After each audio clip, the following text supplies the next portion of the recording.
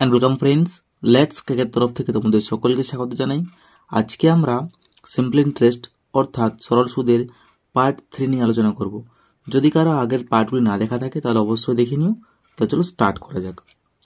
আজকের পার্টে আমরা একটি অন্য নতুন টাইপ নিয়ে আলোচনা করব, যেটিও কিন্তু পরীক্ষায় অনেকবার এসে থাকে।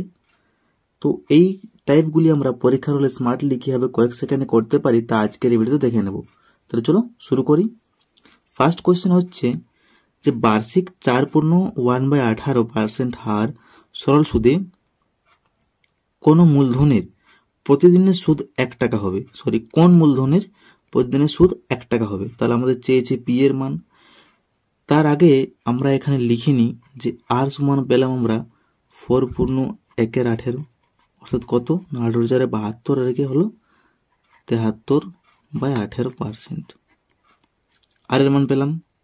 আর কি রয়েছে না বলেছে যে প্রতিদিনের সুদ 1 টাকা, তাহলে আয়ের মান আমরা পেয়ে গেলাম 1। আর টি সমান যেহেতু টাইম, এখানে বলেছে প্রতিদিনের, কিন্তু যখনই আমরা সরল সুদের কোনো অঙ্ক করব, যে কোনো অঙ্ক করি না কেন, সেটি কিন্তু সবসময় বছর কাউন্টিং হবে। অর্থাৎ এখানে প্রতিদিন বলেছে, তাহলে দিনকে যদি আমরা বছরে কনভার্ট করি তাহলে নিশ্চয়ই আমরা সেটিকে 365 দিয়ে ভাগ করে দেব। তো এখানে প্রতিদিন বলেছে তাই একদিন ধরে নিলাম, একে 365 দিয়ে আমি ভাগ করে দিলাম। তাহলে এটা কি হলো না বছরে কনভার্ট হয়ে গেল। বোঝা গেছে? তাহলে কি বের করতে হবে আমাদের? পি এর মানটি বের করতে হবে। তাহলে সূত্র লিখি, আই সমান হলো পি আর টি বাই 100। আয়ের মান কত পেয়েছি না আয়ের মান পেয়েছি 1। পি এর মান জানিনি, বের করতে হবে। আর এর মান হয়েছে 73/18, তাহলে 73/18 ইন্টু দিলাম। টি এর মান কত না 1/365, 1/365 ইন্টু নিচে 100 হয়, তাহলে 100টা এখানে লিখে দিই। এরপর আমরা এ কাটাকাটি করতে পারি। তাহলে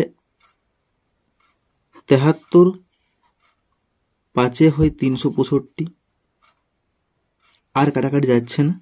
তাহলে এবার কোনাকুনি গুণ হচ্ছে, এখানে পি চলে এলো, এখানে পড়ে রইল 100 ইন্টু 18 ইন্টু 5। তাহলে পি এর মান হলো 18 5 90, 90 ইন্টু 100, অর্থাৎ 9,000 টাকা। বোঝা গেছে? তাহলে বলতে পারি যে 9,000 টাকা মূলধনের প্রতিদিনের সুদ 1 টাকা হবে। খুবই সিম্পল অঙ্ক।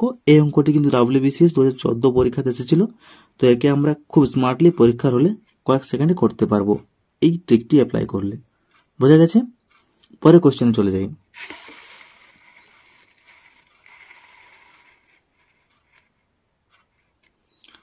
সেকেন্ড কোশ্চেন, সুদের হার কত হলে কোনো টাকার 5 বছরের সুদ আসলের 1/5 অংশ হবে। তাহলে প্রথমে আমাদের অঙ্কটি বুঝে নিতে হবে কি বলছে। সুদের হার কত হলে, তাহলে সুদের হার চাইছে কোনো টাকার, আমরা কিন্তু টাকাটা জানিনি যে কত টাকা বলেছে। কোনো টাকার 5 বছরের সুদ যেটি হবে সেটি কি হবে না আসলের 1/5 অংশ হবে।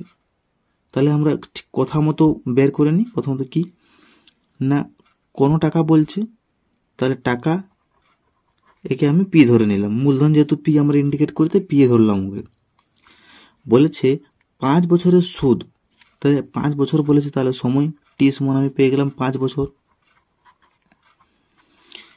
5 বছরের সুদটি হবে কত হবে না আসলের 1/5 অংশ হবে। আমরা আসল কত পেয়েছি, একে আমি আসল লিখতে পারি। আসল সমান জানি যে পি, তাহলে এই পি এর 1/5 অংশ। বোঝা গেছে? তাহলে এখানে হলো এটা P/5। তাহলে আয়ের মান আমরা পেয়ে গেলাম P/5। আর এর মান তো আমাদের বের করতে হবে। এরপর তাহলে অ্যাপ্লাই করি সূত্র। সূত্র হচ্ছে আই সমান P R T by 100। I সমান কত পেয়েছি, আই সমান পেয়েছি P/5, P/5 ইকুয়াল টু দিলাম।